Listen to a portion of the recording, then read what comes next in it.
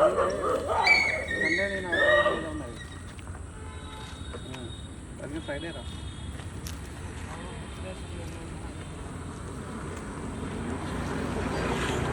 సరే పడదాం సార్ తీసాను మాట్లాడండి సార్ మాట్లాడు మైక్ మర్చిపోయి మాట్లాడండి. ఆధునిక యుగంలో ప్రతి పిల్లవాడు ఎవరిని చూసినా కూడా మొబైల్, ఆ తర్వాత ట్యాబ్, ఆ తర్వాత కంప్యూటర్ యుగానికే అంకితమైన ఈ రోజులలో కాకతీయ యూనివర్సిటీ విద్యార్థులు ఈ ఆలోచన రావడం, ఆచరణ చేయడం, వీరికి నా తరఫున ప్రత్యేక ధన్యవాదాలు. వీరికి, వీరి గురువులకు, వీరి తల్లిదండ్రులకు. ఎందుకంటే ఇప్పుడున్న యుగం లోపల పుస్తకాలకు ఉన్న పుస్తకాలకు చదవడం పక్కన పెట్టేసి డిజిటల్ యుగం నుంచి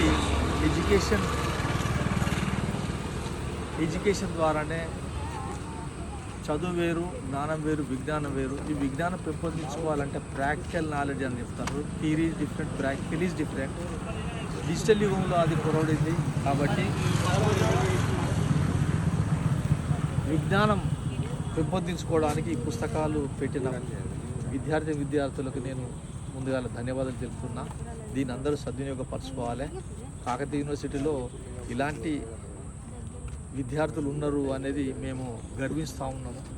ఈ పుస్తకాలు మన పిల్లలందరూ తప్పకుండా ప్రతి వ్యక్తి ప్రతి పుస్తకాన్ని చదివితేనే వాళ్ళ యొక్క ప్రతిభా పాఠవాలు, ఆ తర్వాత రీడింగ్, రైటింగ్ స్కిల్, అంటే 10 మందిలో నిలబడాలంటే ధైర్యం అనేది ఎప్పుడు వస్తుందంటే పుస్తకాన్ని సారాంశాన్ని అర్థం చేసుకొని అవగాహన చేసుకున్నప్పుడే వస్తుంది అని నేను తెలియజేస్తూ ఈ విద్యార్థులకు నా యొక్క ధన్యవాదాలు చెప్తున్నాను.